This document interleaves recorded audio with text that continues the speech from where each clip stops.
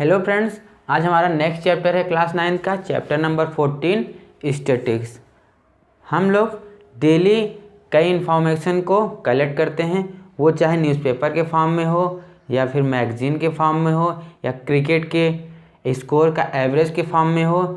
इन सभी डेटास को हम लोग टेबल्स के फॉर्म में भी देखते हैं और ग्राफ के भी फॉर्म में देखते हैं। मतलब ये सभी डेटा क्या हो सकते हैं, न्यूमेरिकली भी हो सकते हैं और ग्राफिकली भी हो सकते हैं। मतलब डेटा किसे कहते हैं, डेटा उसे कहते हैं the facts and figures collected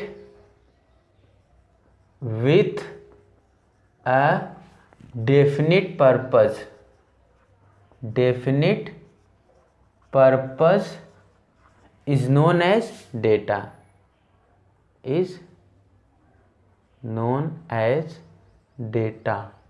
ठीक है। तो मतलब कोई भी फैक्ट्स या फिर फिगर अब किसी डेफिनिट पर्पस की वजह से जब उसको कलेक्ट करते हैं उसे क्या कहते हैं, डेटा कहते हैं। अब ये डेटा हो सकता है न्यूमेरिकल के फॉर्म में हो या फिर ग्राफिकल के फॉर्म में हो, ये किसी भी तरीके का भी डेटा हम लोग कलेक्ट कर सकते हैं। अब ये चैप्टर स्टैटिक्स मतलब स्टैटिक्स मैथमेटिक्स की वो ब्रांच है जिसमें हम डेटा को एक मीनिंगफुल वे में लिखते हैं। मतलब स्टैटिक्स किसे कहते हैं,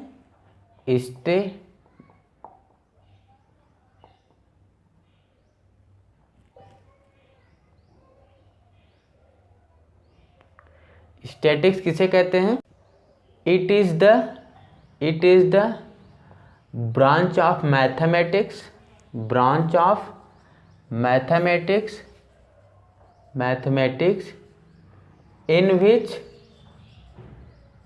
in which meaningful data has studied।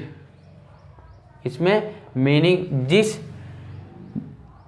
Statics क्या है, एक मैथमेटिक्स की वो ब्रांच है जिसमें हम लोग मीनिंगफुल डेटा को स्टडी करते हैं। ठीक है, अगर आपकी क्लास में 40 स्टूडेंट्स हैं, ठीक है 40 स्टूडेंट्स हैं, अगर आपसे कह दिया जाए कि इन 40 स्टूडेंट्स को आपको 4 या 5 ग्रुप में डिवाइड करना है, क्लासीफाई करना है, तो आप सबसे पहले किस बेस पर क्लासीफाई करेंगे? हो सकता है आप उनके एज के बेस पे करें, ठीक है। सेकंड करें उसकी हाइट के बेसिस पर, ठीक, हाइट के बेसिस पर। थर्ड कर दें कि उनके सेम मार्क्स की वजह से, ठीक, सेम मार्क्स की वजह से। या फोर्थ कर दें बर्थ मंथ सेम होने की वजह से। ऐसे कई तरीके होंगे जिसमें कि आप इन सभी स्टूडेंट्स को अलग अलग फॉर्म में क्लासीफाई करते हैं और जो यही मीनिंगफुल डेटा को ही हमारी ब्रांच ऑफ मैथमेटिक्स क्या कहती है, स्टैटिक्स कहती है। अब ये एक एग्जांपल है कि consider the marks obtained by 10 students in a mathematics test. कि एक मैथमेटिक्स का टेस्ट हुआ था, उसमें 10 स्टूडेंट्स के मार्क्स जो हैं वो इस तरीके से आए हैं 55, 36, 95, 73, इस तरीके से ये 10 मार्क्स आए हैं। अब ये डेटा, इसी डेटा को क्या कहते हैं, रॉ डेटा, ठीक है। मतलब इसी डेटा को हम बेस मानकर बाकी जिस क्लासीफाई में अगर वो कह देगा कितने स्टूडेंट्स हैं जिनका मार्क्स 50 से 60 के बीच में होगा, उतने नंबर ऑफ स्टूडेंट्स आ जाएंगे। या फिर हो सकता है कितने स्टूडेंट्स हैं जिनके मार्क्स 50 से कम हैं, उनका अलग एक इन्फॉर्मेशन कलेक्ट हो जाएगा स्टैटिक्स के रूप में। तो इसी डेटा को क्या कहते हैं, रॉ डेटा। मतलब इन्हीं डेटा से हम लोग डिफरेंट तरीके से हम टेबुलर फॉर्म में या फिर ग्राफिकल फॉर्म में डेटा को कलेक्ट करके उसे शो करते हैं। अब अगर यही डेटा को अगर हम असेंडिंग फॉर्म में लिखते हैं, असेंडिंग फॉर्म में, तो क्या हो जाएगा, असेंडिंग फॉर्म। तो क्या हो जाएगा, ये सबसे छोटी वैल्यू क्या है 25, फिर 36, 42, 55, ये हो गया, ये 36 हो गया, 55 हो गया, फिर 60 हो गया, 62, ठीक है, 73, 75, 78 और 95। टोटल कितने हो गए? 1 2 3 4 5 6 7 8 9 10। ये 10 मार्क्स क्या हो जाएंगे? असेंडिंग फॉर्म में हो जाएंगे। इसका मतलब जो कम मार्क्स लाने वाला स्टूडेंट है उसे कितना नंबर मिला था? 25। और जो हाईएस्ट मार्क्स गेन किया था वो कितना नंबर लाया था?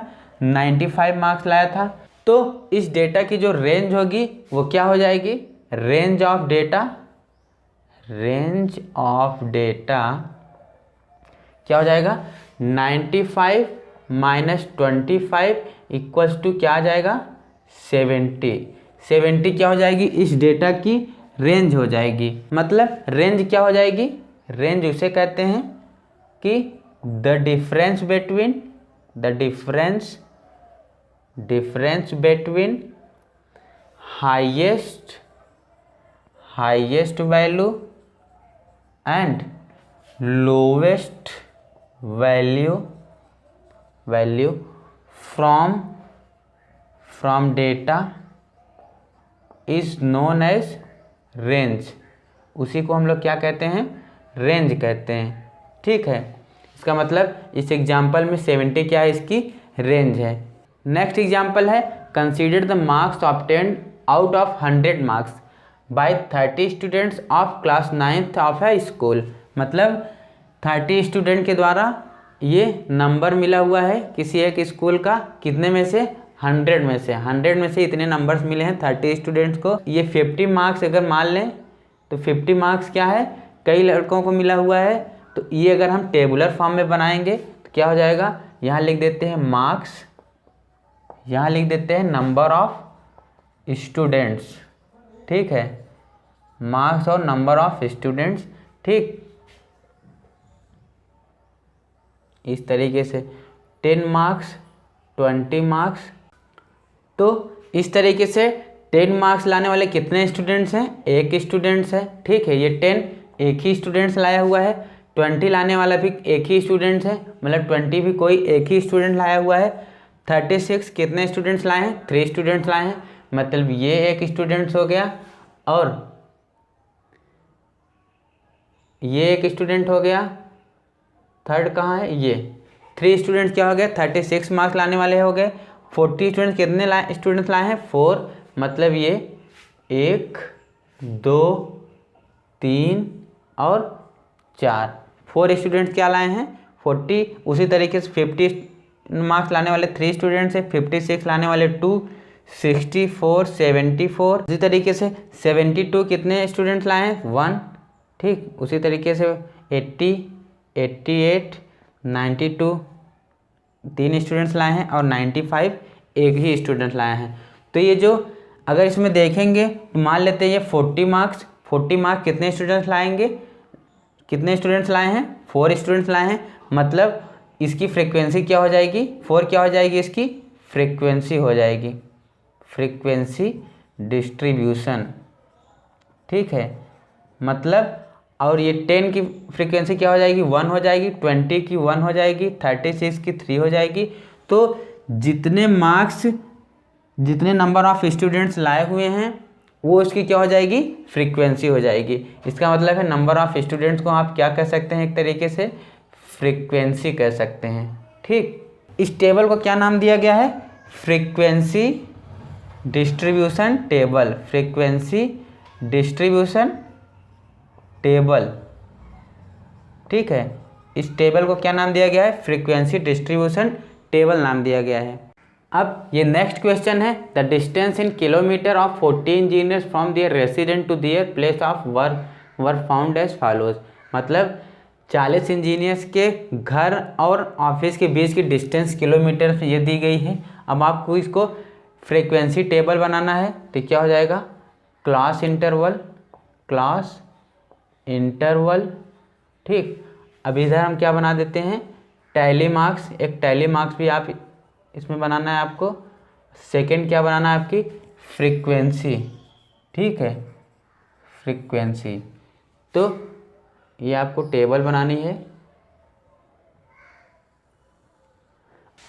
तो इस तरीके से अगर हम करें तो ये 0 से 5 क्लास इंटरवल बना देते हैं, 5 से 10, 10 से 15, 15 से 20, 20 से 25, 25 से 30 और 30 से 35।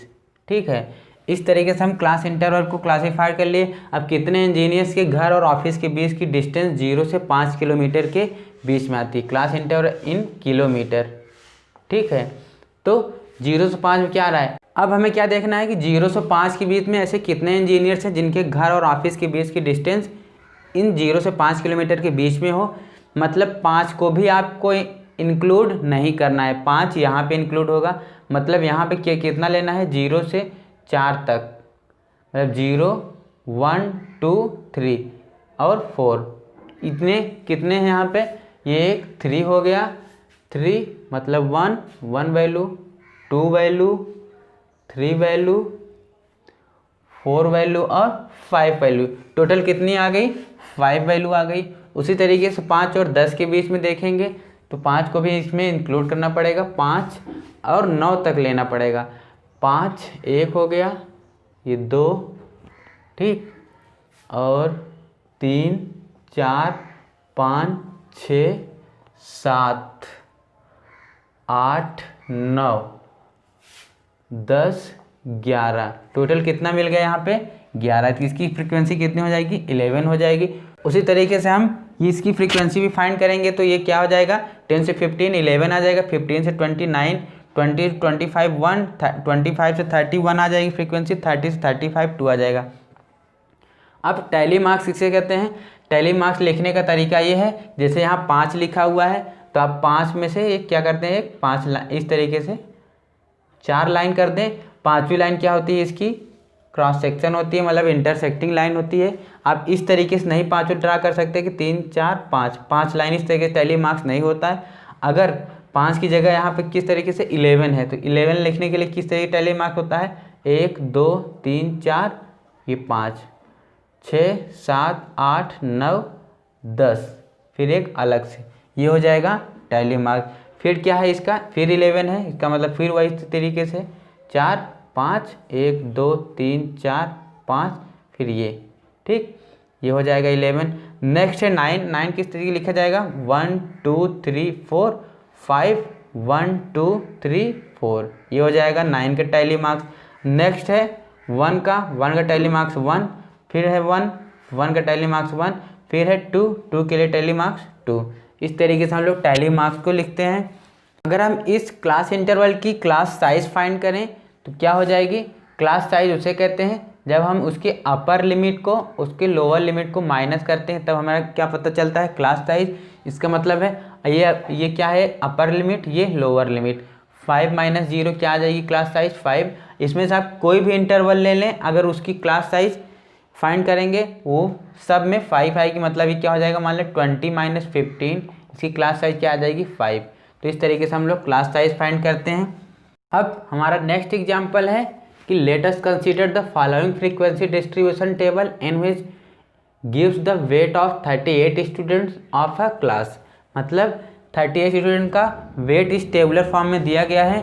अब इसमें क्या प्रॉब्लम आ रही है कि अगर जिस स्टूडेंट का वेट जो है 35.5 हो या फिर 40.5 हो, वो किस क्लास में जा रहा है, मतलब 35.5 या फिर 40.5, तो उस स्टूडेंट की फ्रीक्वेंसी कहाँ पे ऐड हो रही है, इसको हमको फाइंड करने के लिए अब हमको इसी को सॉल्व करना है, मतलब इस प्रॉब्लम को सॉल्व करना है।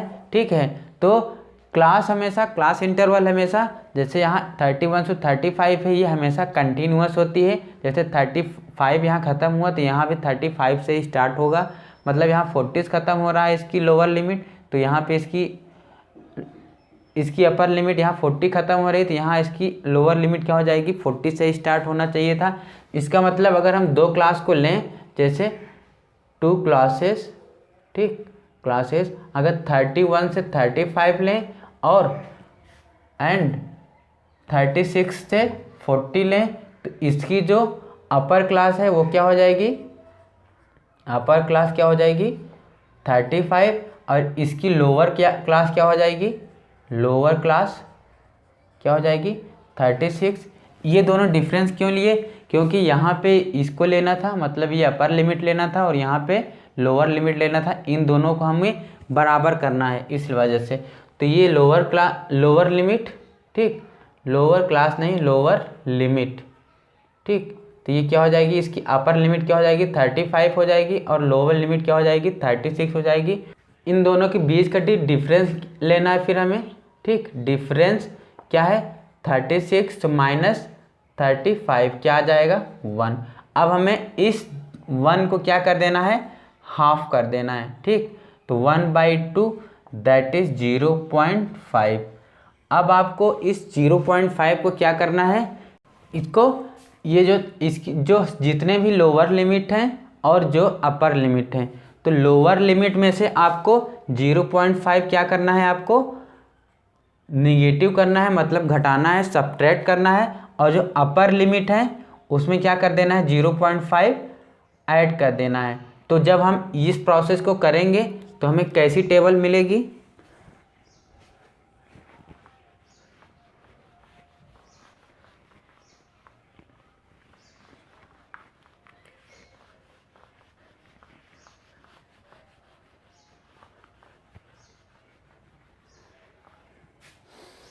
अगर हम इसी क्लास इंटरवल को इधर इस साइड में बना देते हैं, इसी में जोड़कर, तो क्या हो जाएगा क्लास इंटरवल या फिर वेट इन केजी, वेट इन केजी, ठीक है। तो क्या हो जाएगा 31.0 लोअर लिमिट में से 0.5 माइनस करना है, फिर अपर लिमिट में 0.5 ऐड करना है, ठीक है।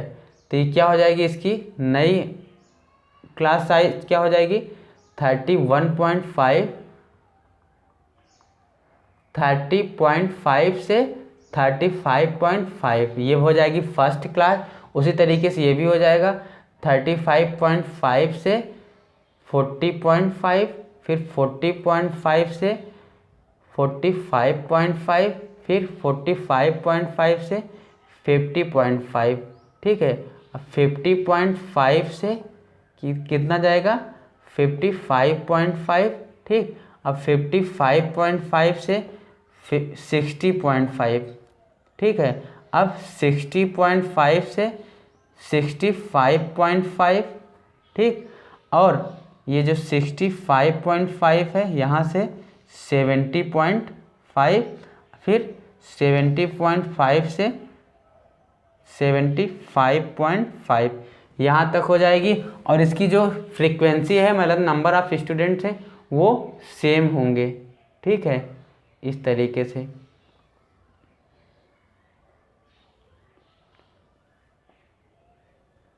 इस तरीके से हम क्या कर सकते हैं, इसकी क्लास इंटरवल को एडजस्ट कर सकते हैं, मतलब ये दोनों, इसका अपर लिमिट और लोअर लिमिट ये कंटिन्यूअस प्रोसेस में चलना चाहिए, तब जाके हमारा टेबुलर फॉर्म सही होगा, ठीक। अब हमारा नेक्स्ट हेडिंग है कि अभी तक हमने न्यूमेरिकली फॉर्म में या टेबुलर फॉर्म में अभी तक स्टैटिक्स को पढ़ा। अब हम लोग ग्राफिकल रिप्रेजेंटेशन ऑफ डेटा को पढ़ेंगे।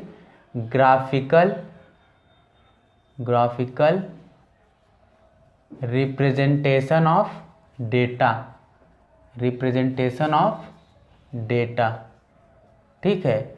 ग्राफिकल रिप्रेजेंटेशन ऑफ डेटा में हम 3 टाइप्स की ग्राफ पढ़ेंगे। फर्स्ट क्या है, बार ग्राफ, ठीक, बार ग्राफ के बारे में पढ़ेंगे। सेकंड पढ़ेंगे हम लोग हिस्टोग्राम्स के बारे में, हिस्टोग्राम्स, ठीक। और थर्ड हम पढ़ेंगे frequency of polygons, frequency of polygons के बारे में पढ़ेंगे, ठीक है। बार ग्राफ का फिगर इस तरीके से रहता है कि मतलब इस शेप का रहता है,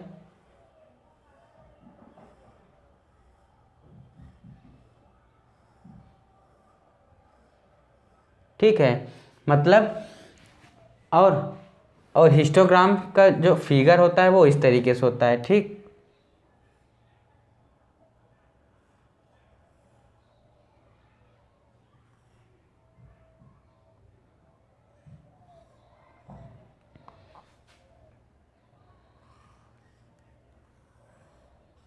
इस तरीके से हिस्टोग्राम का फिगर होता है। फ्रीक्वेंसी ऑफ पॉलीगन्स का फिगर इस तरीके से बनता है कि जितने भी हिस्टोग्राम्स होते हैं जो उसका टॉप लेवल पे रहता है उन सभी पॉइंट्स को इसमें पॉइंट्स को मिलाते हैं।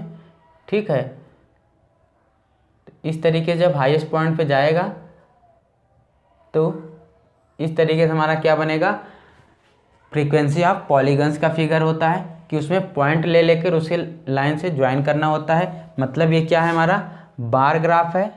ठीक, बार ग्राफ है और ये हिस्टोग्राम है, हिस्टोग्राम। ये थर्ड क्या है, फ्रीक्वेंसी ऑफ पॉलीगन। ये भी फिगर हमने आपको समझाया है, इसको हम लोग एग्जाम्पल के बेसिस पर भी समझेंगे। बार ग्राफ और हिस्टोग्राम में क्या डिफरेंस है, बार ग्राफ की जो साइज होगी वो सभी आपस में इक्वल होगी। मतलब यहाँ से यहाँ जो इसका क्लास होगा वही क्लास यहाँ होगा, वही यहाँ, वही यहाँ। इसकी हाइट डिफरेंस हो सकती है बट इसका जो ये ब्रेथ है वो सेम रहेगा। जबकि हिस्टोग्राम के केस में ये हाइट भी कुछ भी हो सकती है और इसका जो ये ब्रेथ है वो भी सेम वो भी डिफरेंट हो सकता है। मतलब हिस्टोग्राम के केस में हाइट भी आपकी डिफरेंट हो सकती है और ब्रेथ भी डिफरेंट हो सकता है। मतलब यहाँ आप देख रहे हैं ये ज़्यादा ब्रेथ है, यहाँ कम है। फिर यहाँ आप देखेंगे यहाँ ज़्यादा लेंथ है, ये कम लेंथ है, ये उससे भी कम लेंथ है, फिर ये इससे ज़्यादा ब्रेथ है और इससे ज़्यादा हाइट भी है। इसका मतलब है बार ग्राफ और हिस्टोग्राम में यही डिफरेंस है कि इसकी जो साइज है, इसका जो ब्रेथ है वो सेम हो सकता है, लेंथ डिफरेंट भी हो सकती है और इसमें जो लेंथ और ब्रेथ दोनों डिफरेंट हो सकते हैं। अब हमारा सबसे फर्स्ट है हमारा बार ग्राफ के एग्जाम्पल हम लोग देखेंगे। इसमें सबसे पहला एग्जाम्पल है, a family with a monthly income of ₹20,000 had planned the following expenditures per month under various heads. ठीक है, ये एक्सपेंडिचर्स इन 1000 रुपीज़ में है। ठीक है, इन 1000 रुपीज़। ठीक है, मतलब 4 लिखा है तो इसका मतलब इसमें 4000 लिखा हुआ है। तो ये जो इसके खर्च हैं वो इधर लिखे गए हैं, किन किन टॉपिक्स में किन किन चीज़ों में खर्च हुआ है वो इधर लिखा हुआ है। मतलब ग्रॉसरी पर 4000, रेंट पर 5000, एजुकेशन ऑफ चिल्ड्रन पर 5000, मेडिसिन पर 2000, फ्यूल पर 2000, इंटरटेनमेंट पे 1000 और बाकी बची चीज़ें उसमें 1000 ये खर्च हुआ है। अब इस डेटा को हम बार ग्राफ में किस तरीके से शो करेंगे, तो इस तरीके से हम लोग बार ग्राफ अगर यहाँ ड्रा करेंगे। ठीक है, इधर वाई एक्सिस में क्या रहेगा हमारा, एक्सपेंडिचर्स। ठीक, इस साइड में रहेगा और हेड्स इधर रहेंगे, हेड्स। ठीक, अब मान लेते हैं ये इसको क्लासीफाई कर देते हैं, ये 1 2 3 4 5 6 इस तरीके से हम क्लासीफाई कर दिए हैं। यहाँ पे क्लासीफाई कर दें, फर्स्ट क्या हम लिख दें, ग्रॉसरी। ठीक, और सेकेंड क्या है, रेंट यहाँ हो जाएगा। उसके बाद क्या है, एजुकेशन ऑफ चिल्ड्रेन यहाँ हो जाएगा। ठीक, और फिर क्या है, मेडिसिन यहाँ हो जाएगा। फिर क्या है, फ्यूल। फिर क्या है, एंटरटेनमेंट। फिर मिसलेनियस। ठीक, ये इतने हेड्स हो जाएंगे हमारे, ये हेड्स हैं। अब ग्रॉसरी में कितना खर्च हो रहा था, 4000, मतलब ये यहाँ तक जाएगा 4 के सामने तक, फिर ये इस तरीके से। ठीक, उसके बाद रेंट में कितना खर्च हो रहा है, 5, तो यहाँ से क्या जाएगा 5 के सामने तक, इस तरीके से। एजुकेशन ऑफ चिल्ड्रन कितना खर्च हो रहा था, 5, तो ये भी 5 के बराबर जाएगा। ठीक, और मेडिसिन पर कितना खर्च हो रहा था, 2000, मतलब 2 यहाँ तक आएगा, यहाँ तक। इसका मतलब मेडिसिन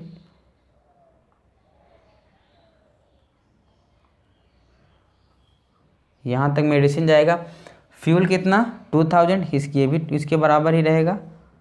ठीक, ये इस तरीके से। इंटरटेनमेंट पे 1000 मतलब ये यहाँ तक आएगा, इसके सामने तक, ठीक। उसके बाद मिसलेनियस पे कितना खर्च हो रहा था, 1000, ठीक है। अब इसकी जो ये ब्रेथ होगी वो सभी की सेम होगी। अगर आप स्केल और पेंसिल से बनाएंगे, इसकी ब्रेथ जो है सबकी सेम होगी, ठीक। इसकी हाइट डिफरेंट हो सकती है, तो यही आपका क्या हो जाएगा, बार ग्राफ का फिगर हो जाएगा इस तरीके से, ठीक है।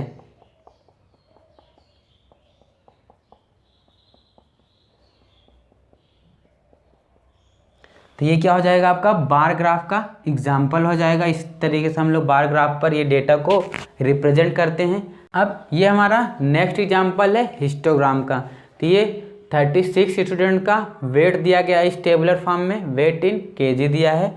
अब इसको हमें हिस्टोग्राम में बनाना है, तो हम इस तरीके से ड्रा करेंगे, ठीक है। इधर क्या कर दें, नंबर ऑफ स्टूडेंट्स रहेंगे, नंबर ऑफ स्टूडेंट्स, ठीक। और इधर क्या रहेगा, इधर रहेगा वेट इन केजी, वेट्स इन केजी, ठीक है। तो यहाँ हम कितने से स्टार्ट हो रहा है वेट, 30.5, ठीक। तो अगर 30.5 से स्टार्ट हो रहा है तो ये सभी वैल्यूज जब यहाँ नहीं दी हैं तो यहाँ पे हम लोग इस तरीके से बना देते हैं।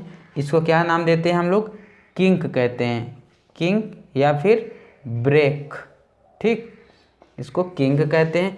तो ये फर्स्ट हो जाएगा 30.5, फिर यहाँ क्या हो जाएगा 35.5, फिर क्या है 40.5, 45.5, 50.5, 55.5, फिर यहाँ क्या हो जाएगा 60.5, ठीक है। यहाँ तक हो जाएगा। अब हम क्या ड्रा करें कि मान लेते हैं नंबर ऑफ स्टूडेंट्स को हम लोग 2 से डिनोट करें, 2, ये डिस्ट्रीब्यूशन इस तरीके से करें, 2, 4, 6, 8, 10, 12, 14 और 16, इस तरीके से हम नंबर ऑफ स्टूडेंट्स को ड्रा कर दिए। अब 30.5 से 35.5 मतलब यहाँ से यहाँ तक के बीच में कितने स्टूडेंट्स हैं, 9, 9 कहाँ आएगा, 8 और 10 के बीच में यहाँ आएगा। इसका मतलब ये यहाँ तक जाएगा इस तरीके से, ठीक, यहाँ तक जाएगा।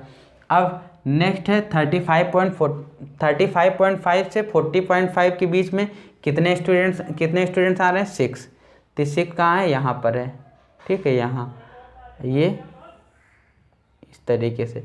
अब 40.5 से 45.5 के बीच में 15 है, तो ये यहाँ पर आएगा, ठीक, इस तरीके से ये 15, ये इस तरीके से। अब 50.5 तक कितने स्टूडेंट्स है, 3 कहाँ आएगा, 2 और 4 के बीच में यहाँ आएगा, ठीक, इतने। और 50.5 से 55.5 के बीच में कितने स्टूडेंट्स आ रहे हैं, 1, मतलब ये यहाँ तक ही रह पाएगा। अब 60.5 तक 2 रहेंगे, तो ये यहाँ तक आएगा, 2 तक में, ठीक। तो ये फिगर क्या हो जाएगा, हमारा हिस्टोग्राम का फिगर हो जाएगा। मतलब इसकी लेंथ भी डिफरेंट हो सकती है, ब्रेथ यहाँ पर सेम दिया गया है, लेकिन ब्रेथ ज़रूरी नहीं है कि वो सेम ही रहे, ठीक है। तो ये हमारा किसका फिगर हो जाएगा, हिस्टोग्राम का फिगर हो जाएगा। तो हमारा नेक्स्ट हेडिंग है फ्रीक्वेंसी ऑफ पॉलीगन्स। अब हम लोग इसमें सबसे पहला एग्जाम्पल है, इसमें एग्जाम्पल है consider the marks out of 100 obtained by 51 students of a class in a test, ठीक है। मतलब 100 में से इन सभी स्टूडेंट्स के 0 से 10 के बीच में कितने स्टूडेंट का मार्क्स था, 5, 10 से 20 में कितने स्टूडेंट का मार्क्स था, 10। इस तरीके से टोटल कितने स्टूडेंट्स थे, 51 स्टूडेंट्स थे, ठीक है। तो सबसे पहले फ्रीक्वेंसी ऑफ पॉलीगन्स बनाने से पहले हमें इस टेबल का हमें क्या बनाना होगा, हिस्टोग्राम बनाना होगा, ठीक। तो सबसे पहले हम इसकी हिस्टोग्राम बनाएंगे इस तरीके से। इस साइड में क्या हो जाएगा, नंबर ऑफ स्टूडेंट्स हो जाएगा, नंबर ऑफ स्टूडेंट्स, ठीक है। और इस साइड में क्या हो जाएगा, मार्क्स हो जाएगा, एक्स एक्सिस पर मार्क्स हो जाएगा। तो मार्क्स के लिए क्या करें, 0 से 10, 10, 20, 30, 40, 50, 60, 70, 80, 90 और 100 ये हो जाएगा। अब इधर नंबर ऑफ स्टूडेंट्स क्या कर दें कि 2, 4, 6, 8, 10, 12, 14 ये हो जाएगा नंबर ऑफ स्टूडेंट्स। अब हमें ये देखना है कि 0 से 10 के बीच में कितने स्टूडेंट्स हैं, 5 स्टूडेंट्स हैं, मतलब 5, 4 और 6 के बीच में आ जाएगा, तो ये हो जाएगा 0 से और 10 के बीच में इतने हो जाएंगे। अब देखना है 10 से 20 के बीच में कितने स्टूडेंट्स हैं, 10 मतलब यहाँ है, यहाँ इसके सामने तक ये आएगा, फिर ये 10 हो जाएगा। अब 20 से 30 के बीच में 4, ये 4 यहाँ आ जाएगा। अब 30 से 40 के बीच में 6 यहाँ आएगा, ठीक ये। अब 40 से 50 के बीच में 7 आएगा, 7 यहाँ पे इसके हाफ पे ये आएगा यहाँ, ठीक इस तरीके से। 50 से 60 के बीच में 3 यहाँ आएगा, ठीक है। अब 60 से 70 के बीच में 2 यहाँ पर है, यहाँ पे, ठीक। 70 से 80 के बीच में भी 2 हैं, ये भी हो जाएगा इस तरीके से। अब 80 से 90 के बीच में 3 हैं, 3 कहाँ आएगा, यहाँ पे आएगा, ठीक। 90 से 100 के बीच में कितने हैं, 9 कहाँ तक जाएगा, यहाँ तक, ये यहाँ तक आएगा, ठीक। तो 100 के बीच में कितने आ जाएंगे, 9 आ जाएंगे। तो ये हमारा क्या हो जाएगा, हिस्टोग्राम हो जाएगा। अब इन सभी हिस्टोग्राम के बीच का जो मिड पॉइंट है वो ये है, इसका ये है, इसका ये, ठीक।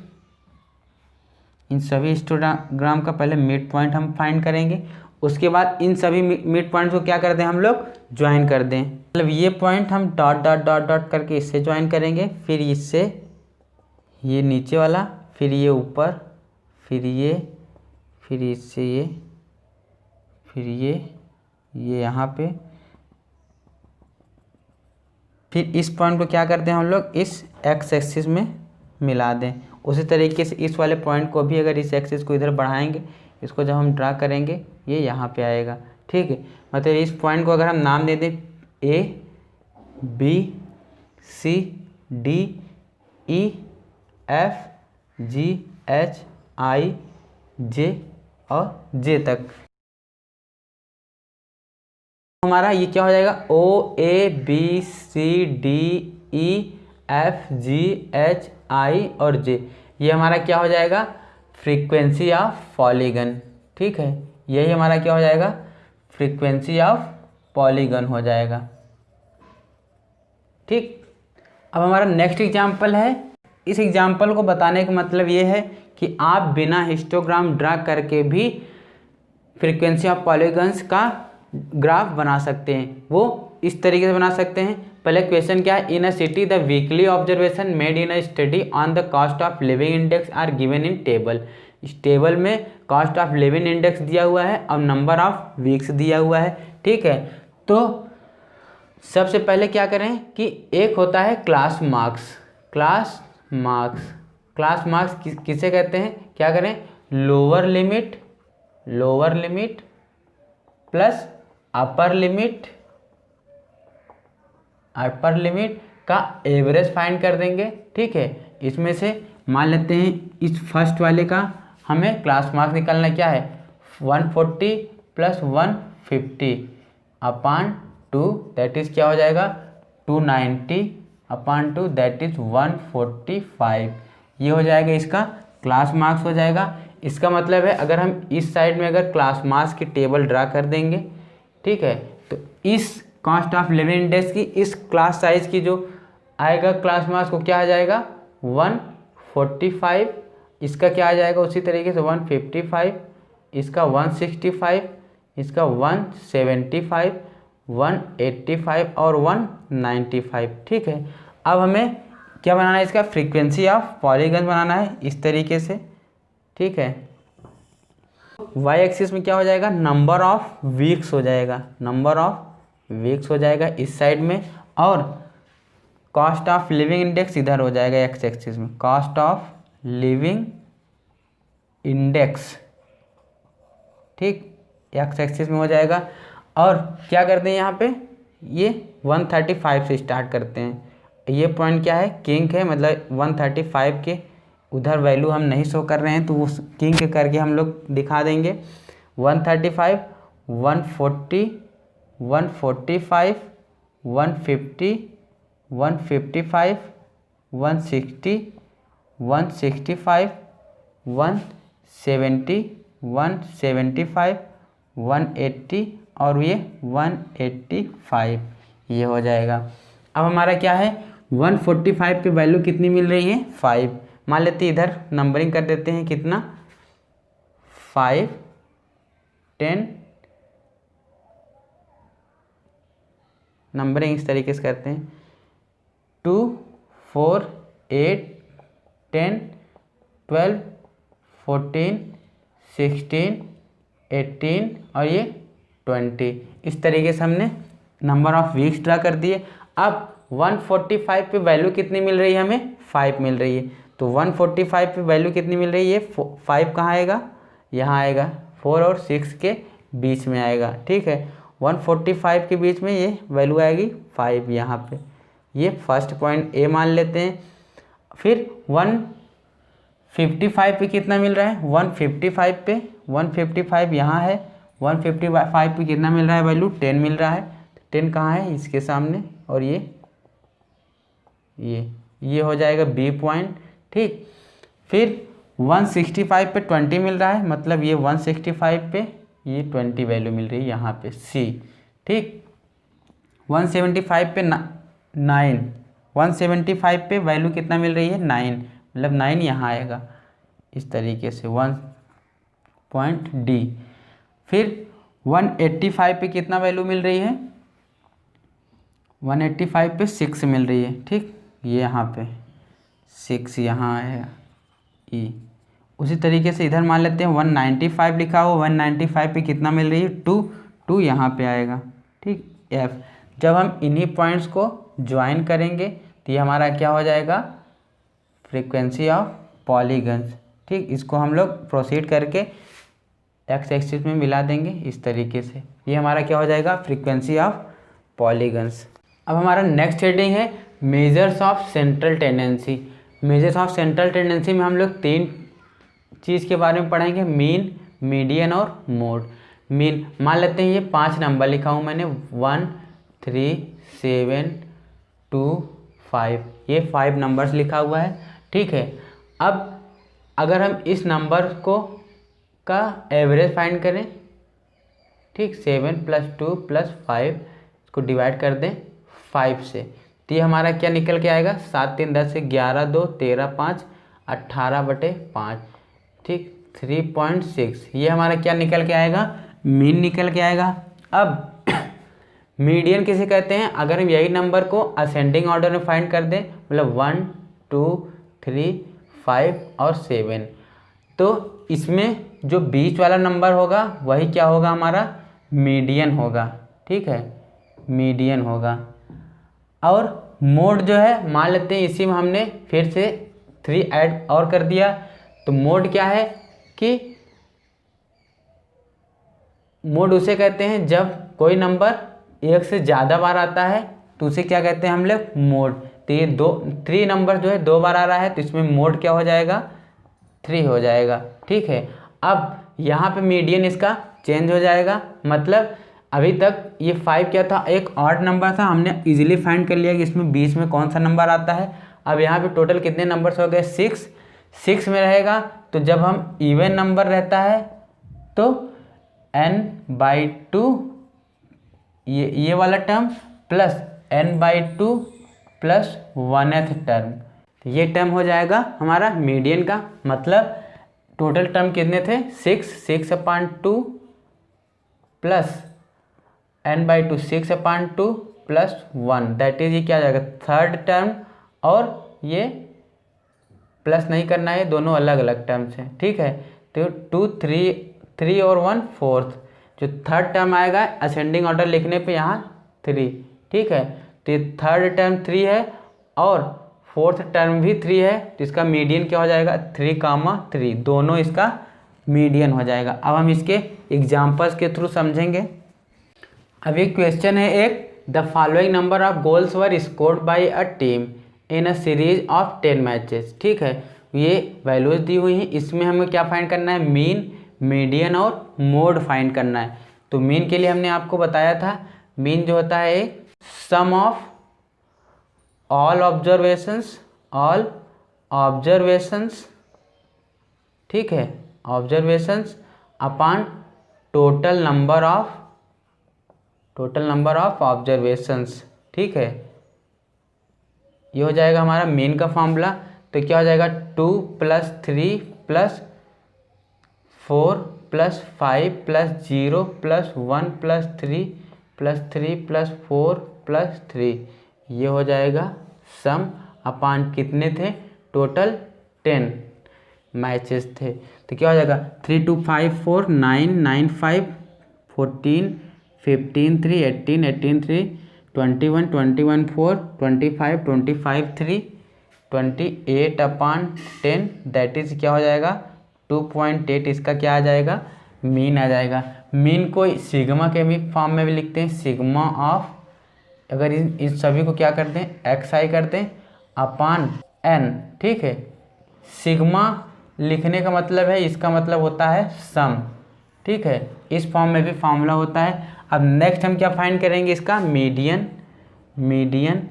ठीक है, मीडियन के लिए हम इसको क्या कर लें, पहले असेंडिंग ऑर्डर में लिख लें। असेंडिंग ऑर्डर क्या है, सबसे छोटी वैल्यू 0 1 2 3 3 3 3 4 4 5 1 2 3 4 5 6 7 8 9 10 हो गया। अब 10 नंबर्स है, इसमें मीडियन, ये 10 नंबर्स क्या है, इसका इवन नंबर है। इवन नंबर के केस में हमने आपको दो चीज़ बताया था, एक तो होगा n/2th टर्म होगा और n/2 + 1th टर्म होगा इसका मीडियन।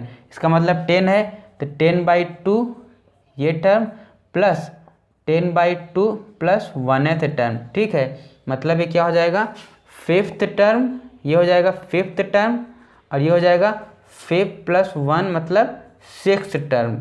5th टर्म क्या है इसकी 1 2 3 4 5 3 है और 6th टर्म क्या है वो भी 3 है। इसका मीडियन क्या हो जाएगा 3 and 3। ठीक है, अब नेक्स्ट है मोड उसे कहते हैं जो ज़्यादा बार रिपीट हुआ है वो, उसका क्या हो जाएगा मोड। इसका मतलब 3 कितनी बार आया है, 4 बार आया है। ठीक है, 1 2 3 4, तो मोड क्या हो जाएगा आपका 3 हो जाएगा, ये इस तरीके से। अब हमारा नेक्स्ट एग्जाम्पल है, अगर इस तरीके से टेबल दिया हुआ है, मतलब मार्क्स दिया रहे, नंबर ऑफ स्टूडेंट्स दिया रहे, या फिर इसको फ्रीक्वेंसी भी कह सकते हैं। मार्क्स को xi हम लोग कहते हैं और नंबर ऑफ स्टूडेंट्स को फ्रीक्वेंसी कहते हैं। तो इसका अगर हमें मीन निकालने के लिए कह दें तो हम क्या करें, सबसे पहले हमें fi और xi मतलब इन दोनों का मल्टीप्लाई यहाँ करके लिख दें। 10 × 1 10, 20 60 120 80 और 250, ये हो जाएगा। अब यहाँ पे क्या लिख लें, सिग्मा ऑफ fi मतलब इन सभी fi's का सम कर दें। 5 2 7 7 4 11 11 3 14 1 15, ये 15 हो गया। और इधर 10 सिग्मा ऑफ fi xi में 10 60 70 70 मतलब 190 190 और 80 270 और 250 कितना हो जाएगा 520 हो जाएगा। तो इसमें जो मीन का फॉर्मूला है वो ये है, मीन को x बार भी लिखते हैं। तो सिग्मा fi xi कितना हो गया 520 हो गया और fi कितना है 15। जब हम इसको सॉल्व करेंगे तो हमारा क्या आ जाएगा, इसका मीन आ जाएगा। तो इस तरीके से हमारा ये चैप्टर अब ख़त्म होता है।